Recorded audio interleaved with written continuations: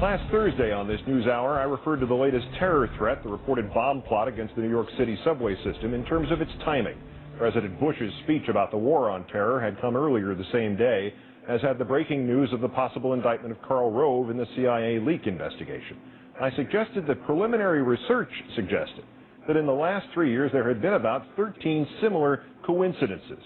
A political downturn for the administration, followed by a terror event, a change in alert status, an arrest, a warning.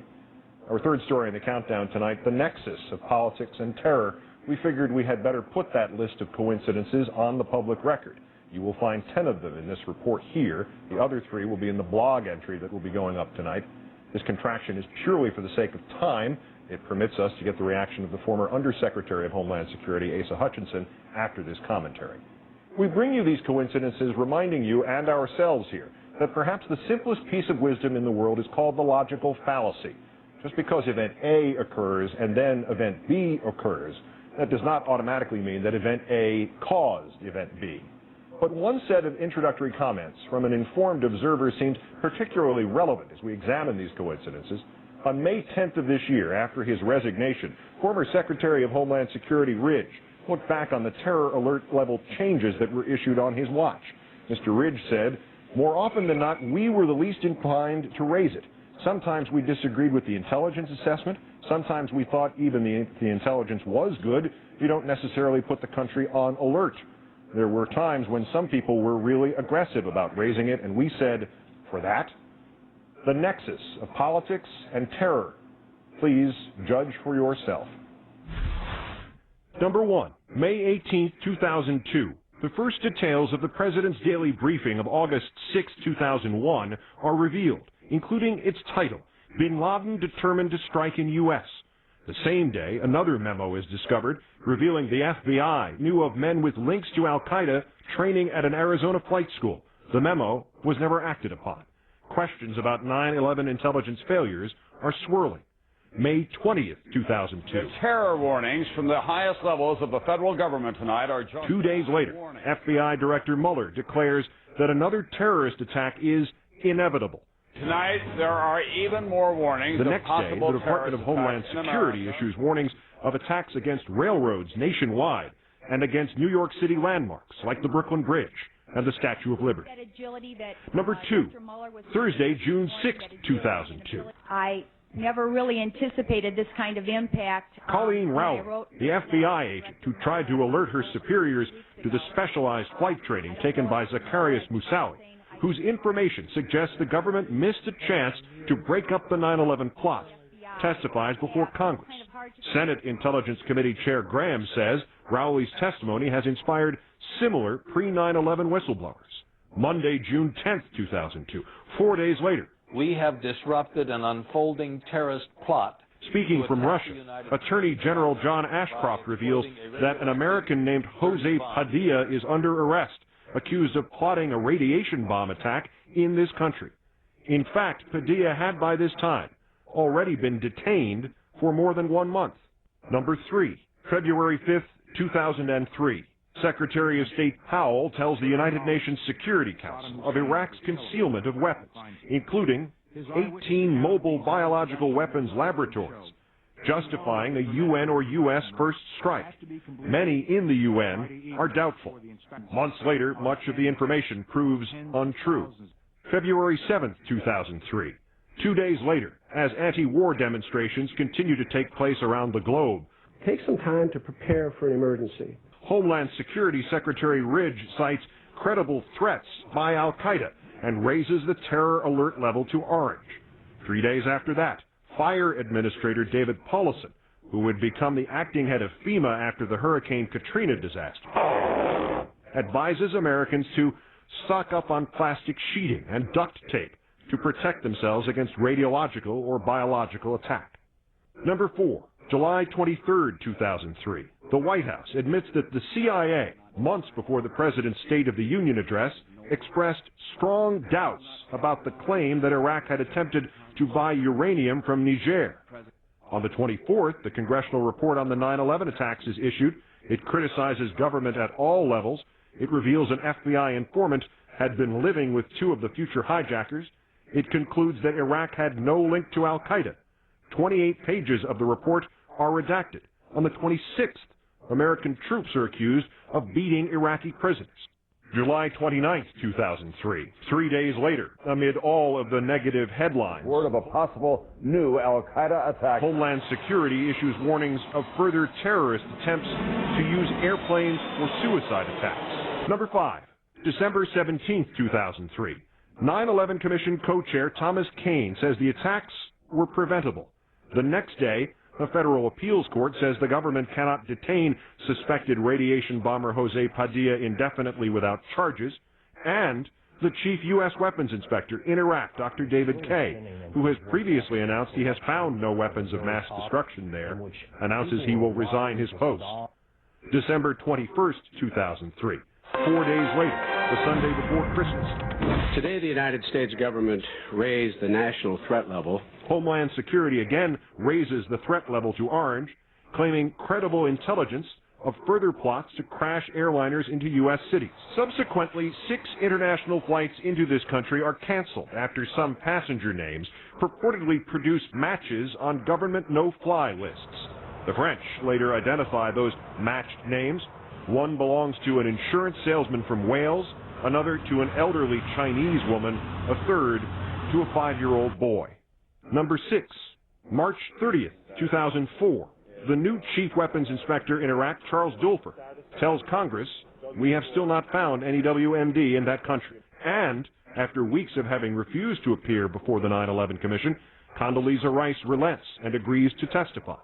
On the 31st, 4 Blackwater USA contractors working in Iraq are murdered, their mutilated bodies dragged through the streets and left on public display in Fallujah. The role of civilian contractors in Iraq is now widely questioned.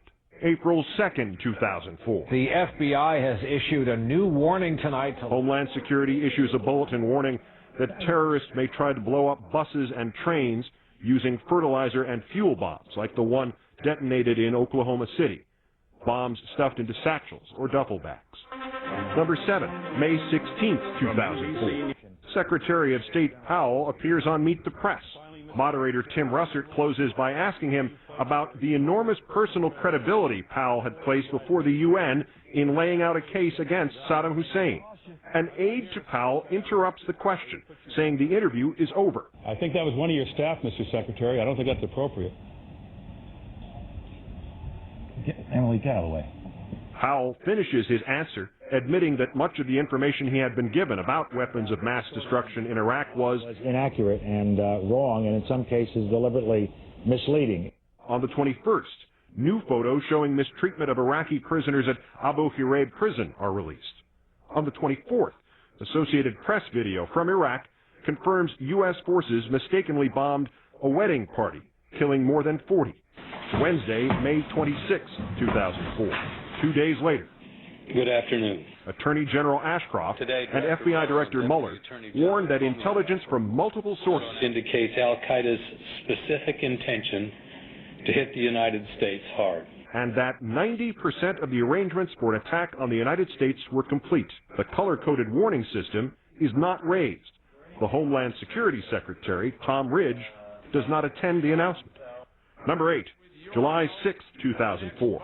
Democratic presidential candidate John Kerry selects Senator John Edwards as his vice presidential running mate, producing a small bump in the election opinion polls and producing a huge swing in media attention towards the Democratic campaign. July 8, 2004.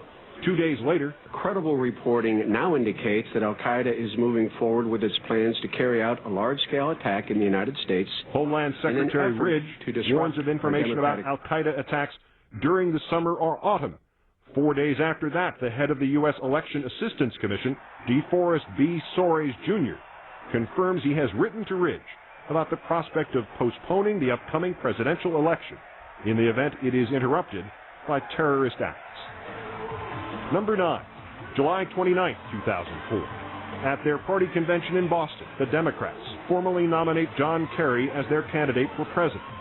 As in the wake of any convention, the Democrats now dominate the media attention over the subsequent weekend. August 1st, 2004. Monday morning, 3 days later, It is as reliable a group of sources that we've ever seen before. The Department of Homeland Security raises the alert status for financial centers in New York, New Jersey, and Washington to orange. The evidence supporting the warning, reconnaissance data left in a home in Iraq, later proves to be roughly 4 years old and largely out of date. Number 10. Last Thursday at 10 a.m. Eastern Time, the President addresses the National Endowment for Democracy, once again emphasizing the importance of the war on terror and insisting his government has broken up at least 10 terrorist plots since 9/11. At 3 p.m. Eastern Time, 5 hours after the President's speech has begun, the Associated Press reports that Karl Rove will testify again to the CIA leak grand jury, and that Special Prosecutor Fitzgerald has told Rove he cannot guarantee that he will not be indicted. We're awaiting a news conference at the bottom of the hour. New York City. At 5:17 p.m. Eastern Time, 7 hours after the President's speech has begun, New York officials disclose a bomb threat to the city's subway system based on information supplied by the federal government. A Homeland Security spokesman says the intelligence upon which the disclosure is based is of doubtful credibility. And it later proved that New York City had known of the threat for at least 3 days and had increased police presence in the subways long before making the announcement at that particular time. Local New York television station WNBC reports it had the story of the threats days in advance of the announcement, but was asked by high-ranking federal officials in New York and Washington to hold off on its story. Less than 4 days after having revealed the threat, Mayor Michael Bloomberg of New York says, "Since the period of the threat now seems to be passing, I think over the immediate future we'll slowly be winding down the enhanced security." While news organizations ranging from the New York Post to NBC News quote sources who say there was reason to believe the informant who triggered the warning simply made it up. A senior U.S. counterterrorism official tells the New York Times, quote, "There was no there. Coincidences are coincidences. We could probably construct a similar timeline of terror events and warnings and their seeming relationship to the opening of new Walmarts around the country. Are these coincidences signs that the government's approach has worked because none of the announced threats have ever materialized? Are they signs that the government has not yet mastered how and when to inform the public? Is there, in addition to the fog of war, a simple, rather benign fog of intelligence? But if merely a reasonable case can be made that any of these juxtapositions of events are more than just coincidences, it underscores the need for questions to be asked in this country. Questions about what is prudence and what is fear-mongering. Questions about which is the threat of death by terror and which is the terror of threat. Back with the former Undersecretary of Homeland Security, Asa Hutchinson, after this.